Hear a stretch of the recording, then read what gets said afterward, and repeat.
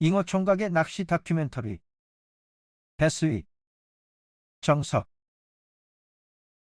제8화 1편 산란 직전 빅베스의 포지션과 장거리 캐스팅의 필요성. 첫 번째 단락, 늦겨울 초봉 베스의 이동. 딥에서 최단거리에 위치해 있는 연안지대를 주목하라. 위의 사진은 과거의 필자가 덱스파인더를 통해 분석하고 있던 저수지로서 이곳은 만수위 최고 수심이 약 7, 8m, 만수위 최고 유량 50만 톤을 보이는 중계곡형의 낚시터입니다. 만약 늦겨울, 초봄 시즌의 위와 같은 비슷한 조건을 가진 낚시터에 출조했다면 과연 어떤 수심대를 선택하여 집중적으로 공략하는 것이 좋을까요? 과거의 기억을 살려보자면 그 당시에 이곳 낚시터에서 2, 3월 무렵에 조과로 단연 돋보였던 포인트는 B와 B-1로 표기된 연안 일대였습니다. 필자의 소견으로 당시 B와 B-1 구역에서 유독 많은 배스가 낚였던 이유에 대해 추측하자면 그 첫 번째 원인은 해당 지역이 정남향의 연안이라는 점이며 두 번째 이유는 B와 B-1 연안 지역이 낚시터 내에서 쇠로와 딥의 연속적인 지형이 가장 조화롭게 발달했다는 점 때문입니다.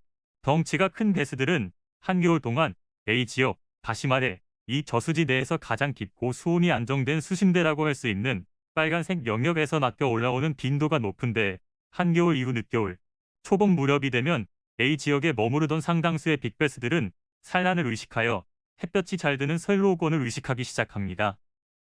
그러나 이 무렵 2월 중순에서 3월 중순까지는 아직도 차고 건조한 시베리아 기단의 영향을 받는 기간이기 때문에 수온이 불안정하다고 볼 수 있지요.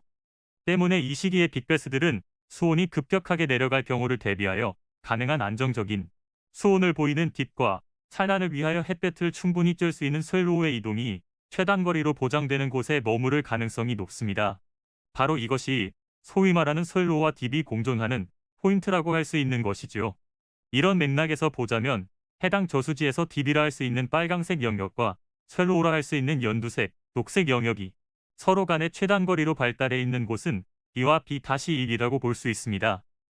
특히나 B-1 영역은 좁은 영역임에도 불구하고 6가지의 색상이 인접해 있으므로 다양한 수심대가 유기적으로 연결되어 있음을 예측해 볼 수 있습니다. 아직은 봄이라고 부르기에 왠지 모를 어색함이 묻어나는 시기, 해마다 2, 3월이 되면 어느 낚시터이든지 B-1의 조건과 유사한 곳에서는 상당수의 빅베스들이 쇠로우와 딥을 전전긍긍하며 머무르게 됩니다. 녀석들은 그렇게 완연한 봄이 올 때까지 사만사원의 날씨에 맞추어 딥과 쇠로우를 수도 없이 오르내리다가 4월 초중순경에 이르러 산란에 임박하면 그때서야 비로소 B와 같이 가장 가까운 연안 지역부터 진출을 시도하면서 산란에 들어가게 되는 것이지요. 이후 봄, 늦봄에 접어든 배스들의 이야기를 마저 하자면 3월 중순 4월 중순경부터는 포란에 성공한 덩치 큰 암컷 배스들이 늦겨울, 초봄 위치보다는 상대적으로 얕은 수심대인 C 지역에서 낚이는 빈도가 높아지게 됩니다. 남쪽 지방은 3월 중순이 넘어가면서부터는 배스를 비롯한 수많은 어종들이 하루 온종일 쉘로우에 머물 수 있을 만큼 따뜻한 수온대를 유지하기 때문에 이제부터는 상당수의 배스들이 3m권 정도에 존재하는 독립된 장애물 등을 거점으로 하며 대기하다가 기상 조건이 좋아지면 이보다 더욱 얕은 수심대인 1m권의 연안지대까지도 적극적으로 진출하게 되는 것입니다. 그렇게 시간이 흘러 4월 중순을 넘어가면서부터는 하루 최저 수온이 약 14-15도 이하로 내려가지 않게 되므로 이때부터는 낚시터 전역에서 산란이 가능해진다고 볼 수 있습니다. 길고도 길었던 겨울은 이맘때가 되어서야 비로소 자취를 감추게 되지요. 낚시터에는 이제서야 완전한 봄이 찾아온 것입니다. 두 번째 단락, 늦겨울, 초봉 도보 낚시. 평지형 낚시터에서는 멀리 던지는 사람이 갑이다. 이처럼 배스 낚시에 있어서 계절에 맞는 수심대의 선택은 매우 중요합니다. 공략하고자 하는 수심대는 주변의 산재에 있는 크고 작은 스트럭처에 의해서 형성되므로 수심에 대한 개념은 곧 스트럭처에 대한 이해를 하는 것과도 같다고 볼 수 있지요. 배스 낚시는 굉장히 광범위한 구역을 대상으로 하는 만큼 공략하는 방법에 있어서 극도로 효율성을 추구하지 않을 수가 없는데 이 효율성이라는 것은 앞서 이야기했던 포인트의 방향이라던가 수심대와 스트럭처에 대한 전반적인 이해 그리고 배스의 계절, 성향까지 함께 분석되어 있어야지만이 그때서야 비로소 배가 되어 나타난다는 것입니다.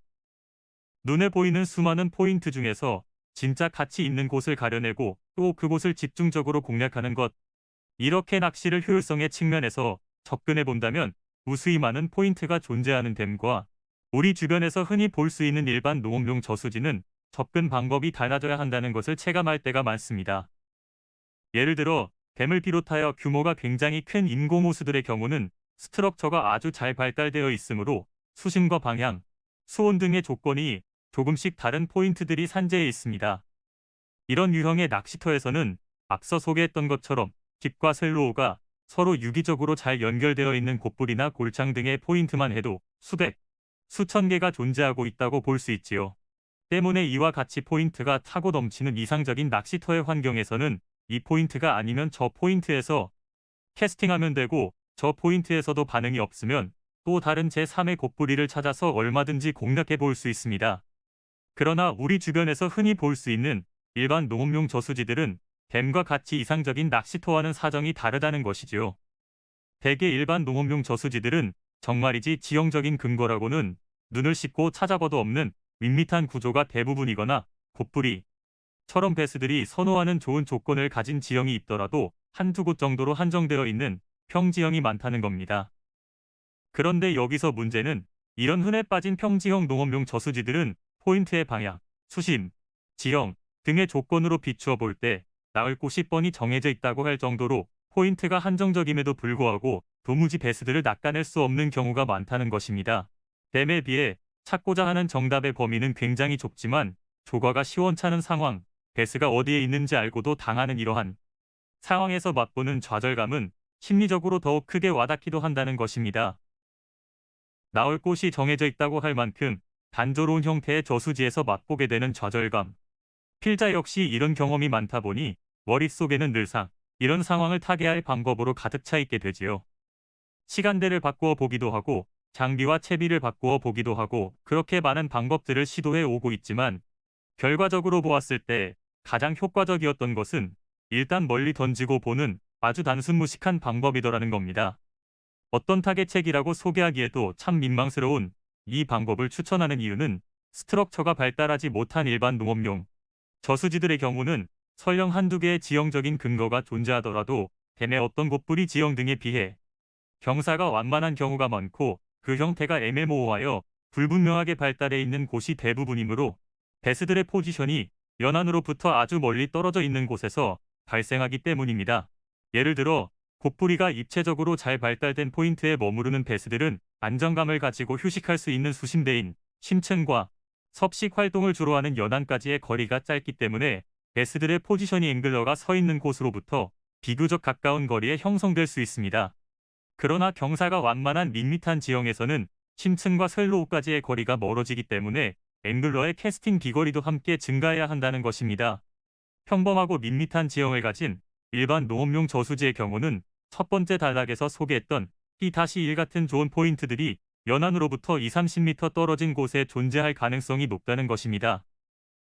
사진 참조. 다양한 방향으로 형성되어 있는 무수한 곧불이들.